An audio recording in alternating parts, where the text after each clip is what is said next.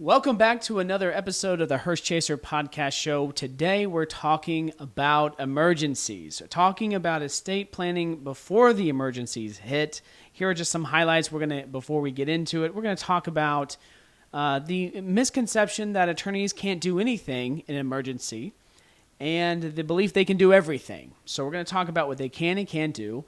I'm going to share some stories of times that I have gone to people's homes at the last minute, when I have gone to facilities and met people, and the challenges that come with that. So if you're watching this particular episode, chances are you're in the middle of something pretty traumatic and sudden. So we're going to talk about that in this episode, how we can plan while we can, here at the Hearse Chaser podcast show. Welcome back.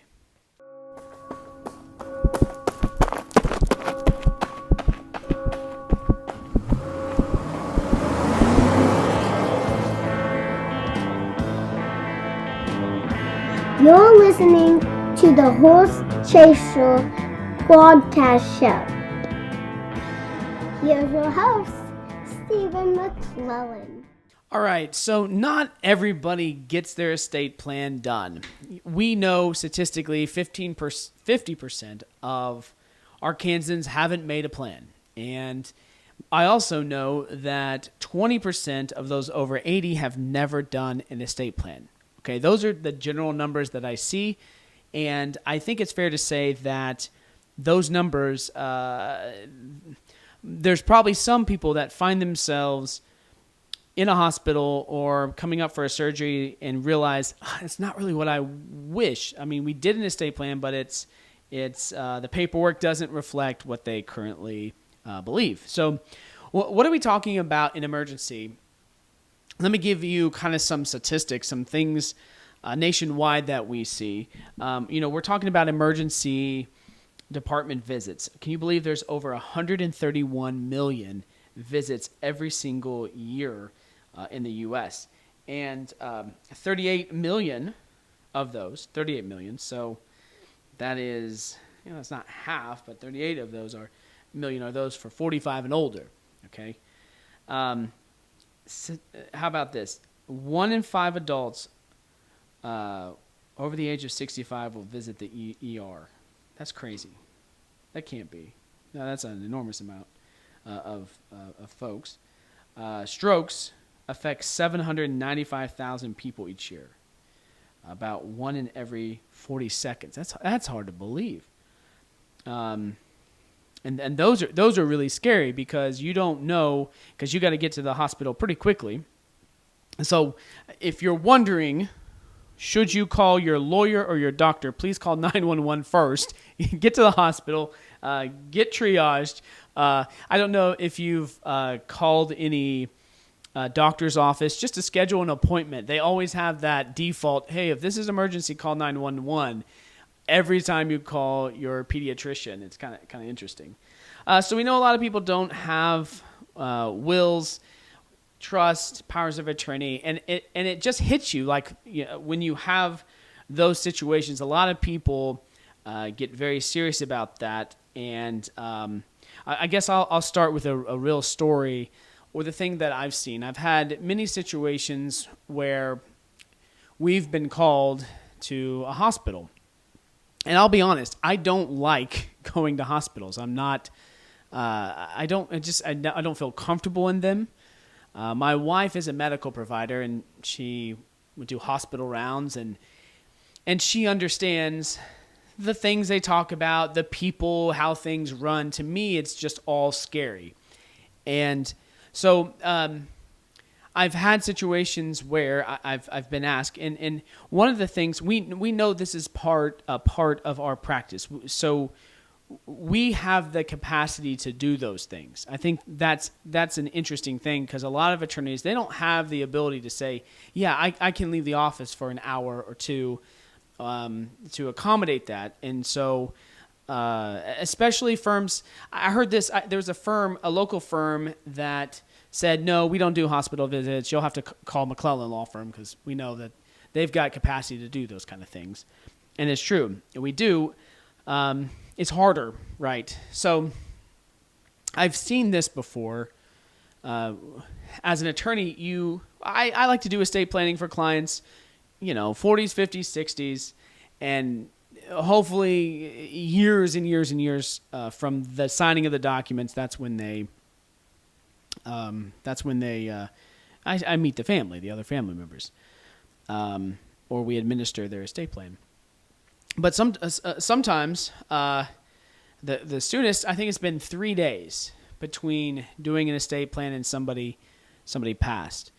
And what I took from that, and many people in healthcare have said this, that there is a sense of alertness when people have something like an estate plan that they have to do. I've seen it. I've seen it where I went to do someone's estate plan, and almost immediately when it was done, like there was this release of some sort that they had accomplished the thing that they needed to do. And I think people have talked about this. I don't know what that phenomenon is, but they've maybe waited to see somebody. And so a lot of times that's a very positive thing, that people can have a very high sense of orientation and understand things very clear at the end of life. There's a name for it. I don't know what the literature says, but someone may have a really good day or two before they're passing. So as an attorney, we know people have good days and bad days, and when people are in a hospital, they could be on medicine that could affect them. But I do know about this, and I have seen it, where I've met with someone and they seem very clear, and almost as soon as they sign the documents, it's almost like night and day difference. And so I am very happy. I'm glad that the law recognizes that in the moment when they sign the documents, they understand what they're doing. It doesn't matter 20 minutes in the future or 20 minutes in the past. It means at that moment. And I think that's very important. A lot of people, doctors especially, will judge people by their worst moments and say that's how they are all the time. When me, as an attorney, I want to advocate for them and say, look, I just need a lucid moment. So if we get called to an emergency room setting or in a hospital or in someone's home, one of the biggest questions we want to know is tell me about their capacity and tell me what they can do, can't do. Are they better in the morning or afternoon? Okay? Because, for example, the strokes. We mentioned, how many strokes was it? 800,000 a year. Can they sign their name? Okay? Because if they can sign their name, then if I have to execute those documents, I need less people in their room. Okay? If they can't, if they can merely make an X, okay, then a lot of times I have to bring an additional person into that room to sign those documents. So let me say it differently.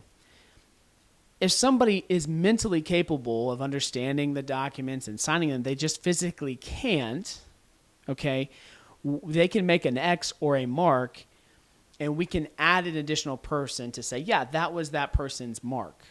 Okay, that's a very important thing to know, because a lot of people don't know about that, and they say, oh, they can't sign their name, they can't do documents. That's not true. It has to do with their capacity and understanding it. In fact, I've had situations where I had someone signed by Mark using their mouth, in fact, to sign documents. I've done that before. Someone was paralyzed and couldn't sign it at all, so we used their mouth. And if you can't, let's say you could not lift a pen at all in any capacity whatsoever, you can direct somebody to sign for you, and that requires even more witnesses. I haven't done that. It's been a while if I've had that scenario come up. But your physical ability to sign documents is not a restriction on your ability to sign the documents or execute those documents. Oftentimes, if I do things like that, I will add a cover letter for the bank or for the financial institution and just say, we recognize that this power of attorney signature does not look that good. I was signed by Mark. I was there. I can attest that this was done properly. And that kind of helps in the use of that document. Of course, I haven't said it yet. Let me say it, please. If you're listening to this, do your estate plan today. Don't wait until these kind of moments, okay? Because here's the challenge. It's hard to get people in the hospital because sometimes they have therapies. Sometimes they have people come in and come out. Hospitals have been so good to us. They've always allowed us to have our space and our time, and the privacy. And I've always appreciated that. When they see a lawyer come in a suit, if I'm wearing a suit, I always feel like the eyes are on me, and I always feel like, oh, I'm doing something like dirty or wrong. Like as an attorney, it just seems like what's they're doing. Who is this person, right? But they have never said that. Anyone has. This is all how I feel about walking in those scenarios. So sometimes the challenge is for my firm, the family dynamics are going to matter a lot. Okay, if I have a situation where there's only one kid, okay, it's a lot easier to feel confident about doing those documents. But if I have like 3 kids and they don't get along, that's going to require more meetings to get those things done. Because, most of the time when I meet with clients, I meet with them, then we draft documents, and they come back in. So there's like 2 meetings. A lot of these meetings, we try to make them as quick and as fast as possible. Same day, next day. And in order to accommodate that, we will attempt to have that conversation with the person in the hospital room or in hospice and say, is this what you want? If you want this, then we'll come in and draft documents, okay? And so we get a chance to kind of see what do they know. Sometimes it's very hard because phones don't work well in hospitals, or there's the hearing. The phones just aren't loud enough to project so people can hear. So a lot of times there's kind of someone there is echoing like, Mom, this is what the lawyer's saying. So sometimes when we sign those documents, or like every time we sign the documents, if there's more than one family member, I typically say when we show up, we don't want any family members around. Thank you for tuning in to the Hearse Chaser podcast show. Our mission is to be your first choice for last wishes. Want to dive deeper? Join us over at the Hearse Chaser Academy, where we've created 8 on-demand courses for each stage of life. From young adulthood to retirement, navigating separation or blended families, and everything in between, we help you plan for the future, no matter where you're at. Now stay with us as the ride continues on the Hearse Chaser podcast show. Okay, so it's initially on the initial meeting or phone call, I tell people, whoever wants to be in the initial meeting, they can. I don't care. Everyone's welcome.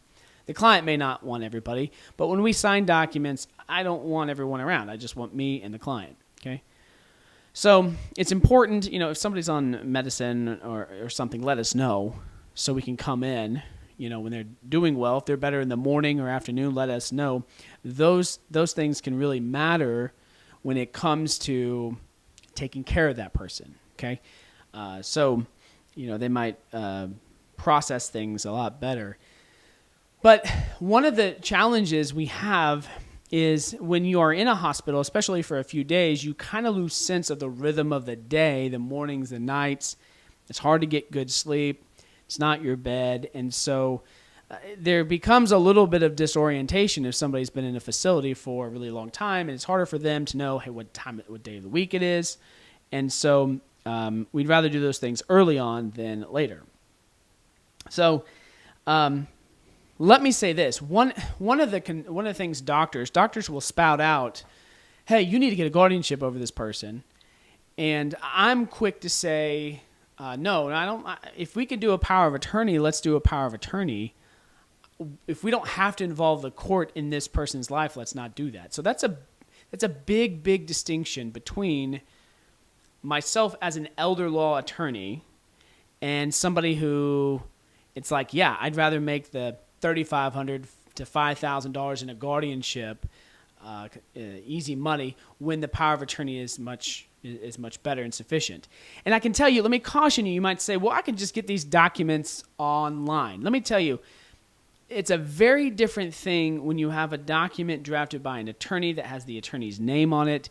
It comes with a greater sense of credibility. And in this moment, you need the credibility in those moments. Very, very important.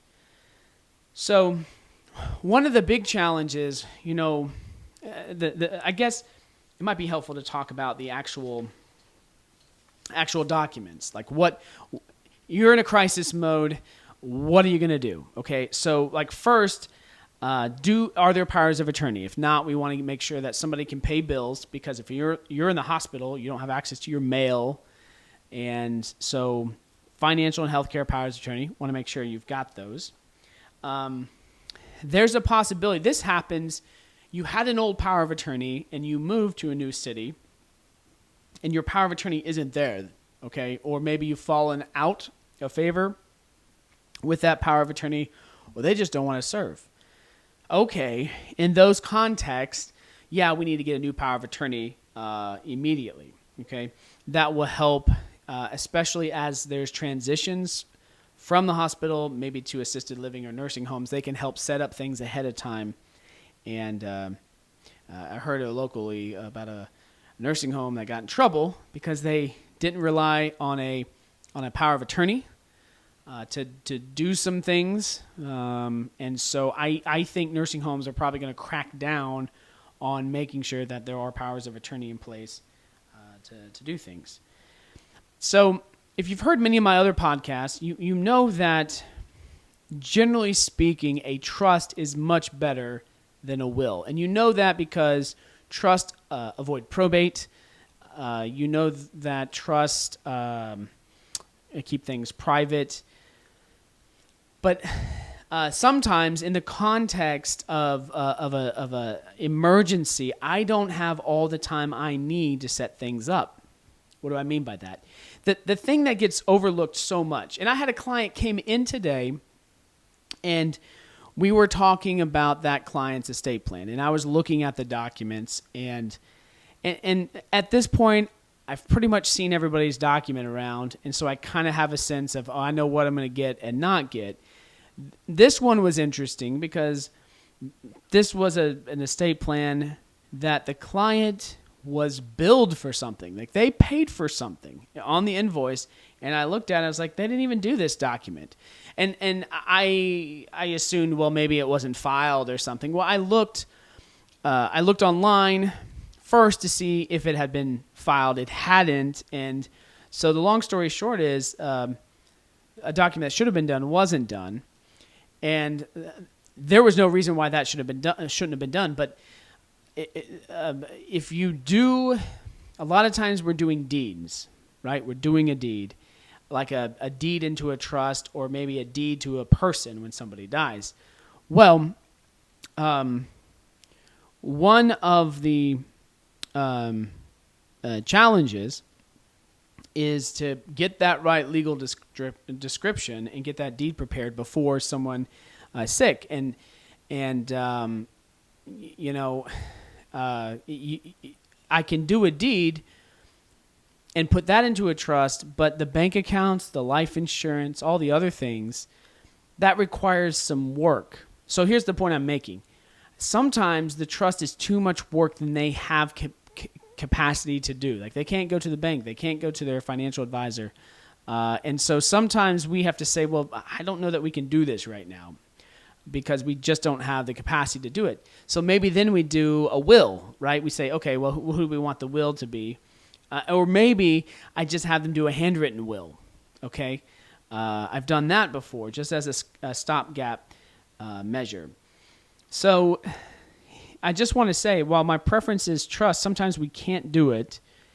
Maybe sometimes we're just trying to take care of the biggest thing, which is the home, so we take care of that home, making sure that home avoids probate. I think it's fair to say that a lot of people who watch this they're going to have gone through an emergency, or they're going to have an experience where they have to make those kind of difficult decisions. let me tell you a few things. Make sure that you store your documents. We scan everything that we do, and we give the originals to the client, and we have a copy of those documents. So it's helpful. We've had clients travel. They've had an incident, and they've needed a power of attorney faxed to a hospital in Phoenix, Arizona. No problem. We've done that. We've got it. It's good that we spend that time scanning it in. It's also helpful to make sure that your agent, whoever your agents are, have a copy of those documents or know where they are. Very, very important on the front end.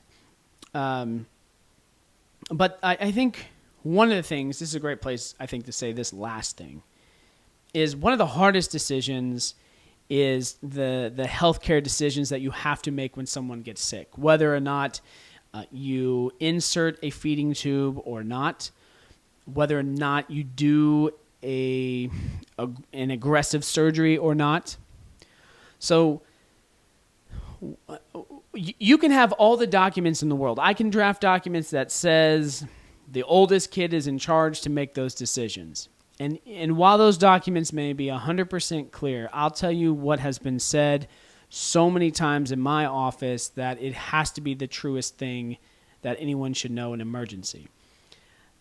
Talk to your family, talk to your agents about what you want, what you view as quality of life. Give them these words if they're true. Look, honey, I've lived a good life. I am happy with where I am. I want you to know that if I pass, I want to go as quickly as possible. I don't want to be in any pain, and I trust you'll make the good decision. That conversation will never be forgotten by any person, okay? Because nobody talks about this, okay?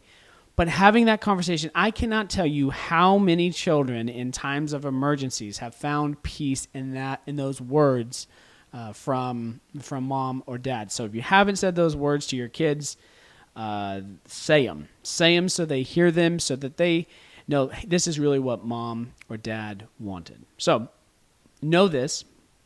Attorneys can go to facilities and they can go out of the office. It is harder. It is generally more expensive because we have to make that extra effort. Have there been times when I've called my wife and said, hey, honey, I've got a client emergency, and never once has she said, you can't do that, or, you're going to miss dinner. She's always said, I understand, because it's a very unique situation. It doesn't happen very much.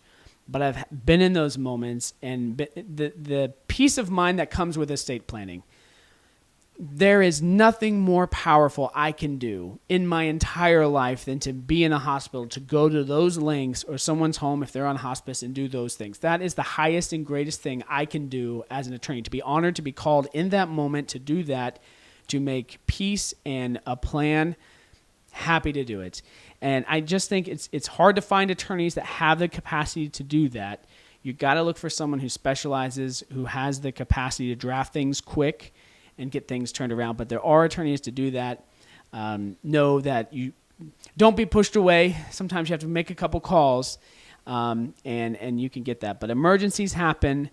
Your estate plan shouldn't. You should plan ahead. But if you're watching this, hopefully this gives you some peace of mind, knowing that things can be done, and hopefully help your family members to have things prepared. Thanks for riding along with the Hearse Chaser podcast show.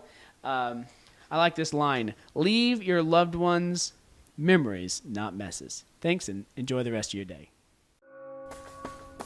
Hey, thanks for listening to the Hearse Chaser podcast show. Please remember, you can't outrun a hearse, but you can leave your family with a smooth ride.